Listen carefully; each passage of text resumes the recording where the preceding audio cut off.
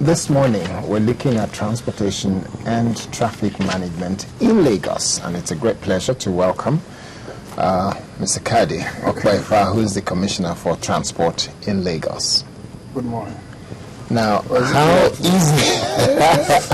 how easy was it for you to get here? Because it took me an hour and a half, and that's considering the fact, almost 2 hours actually, considering the fact that I left home at just about 7 a.m. this morning. Okay, it took me 2 hours from the Lagos toll gate, just after the Lagos toll gate, to get here. As I time I passed, you didn't see any accident? No, nothing happened. There are two speculations. That probably there's a big pothole around the Long Bridge, or there is construction by the construction company somewhere around Isheri, but we're not too sure. But very soon we'll get the full report. Initially, I thought it's just people going back home or coming back for Salah. There's no... that should be noticed at Baja, if that is to be. Yes. No, it was the same thing last Saturday. Yeah.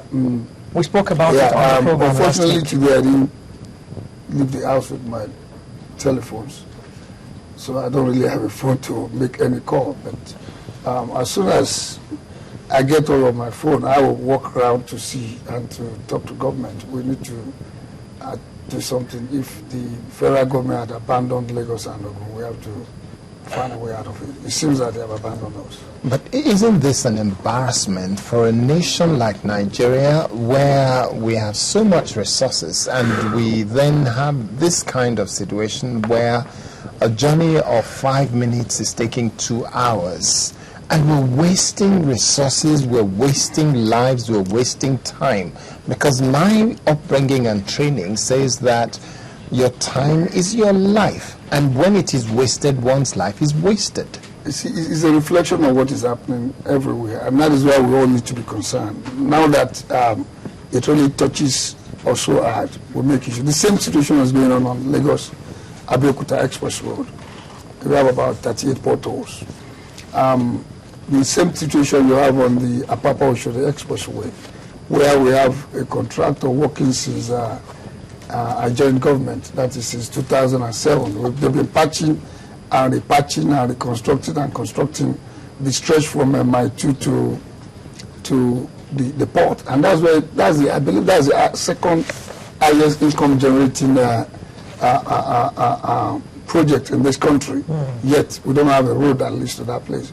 So then, until recently, when the Lagos State government have to take over the stretch of Ikorodu Road from my 12 to Ikorodu, and you see some people put banner or something on the road, and they call it FEMA, patching Third Mainland Bridge, or playing around on Third Mainland Bridge and doing nothing, and painting the whole bridge white and green and writing "Sure P" on it, when there are certain things that could actually be so sure to fix. What does it take to fix a road like Lagos-Ibadan Express Road?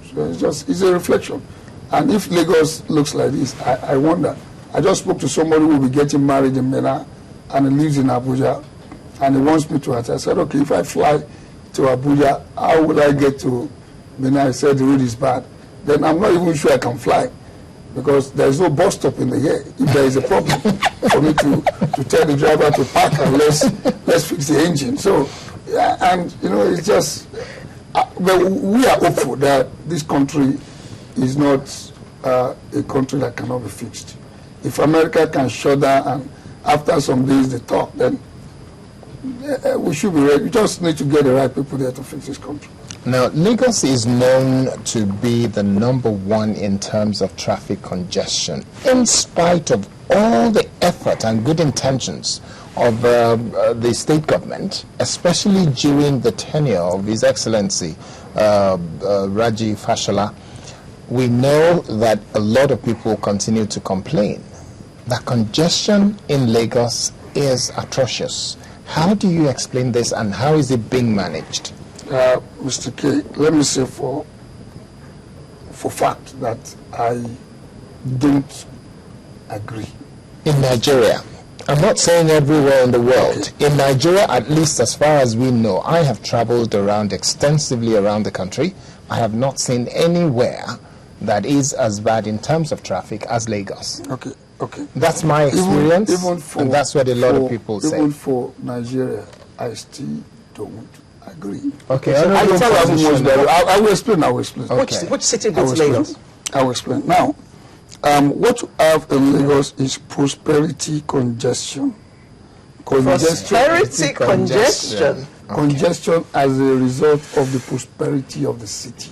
And I will explain it. Okay. Prosperity-related congestion. That's what you have. When you have a population of 21 million people plus, about 21 million plus, you have over 1/4 or about 1/4 of the total number of vehicles in Nigeria, in Lagos.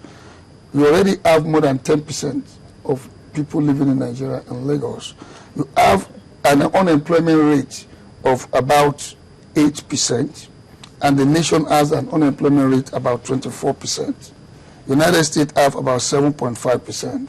So Lagos is very close to the United States in terms of unemployment. So that means the level of people who are employed in Lagos and the level of people who are not employed in the country, Lagos is even far better, yet we still say it's not employed. Then you now have 224 vehicles per kilometer of road space in Lagos, whereas in New York you have 24 vehicles. They have train, they have tram, they have waterways, they have public transport perfect, unlike what we have in Lagos. Yet, the traffic congestion situation you see in Lagos is just comparable to what you see in similar city where prosperity drives the city, where the city drives the economy of the country, such as New York, such as London, Paris. Just like Chicago, just like Paris, just like you have in Chongqing, China, with 32 million plus people.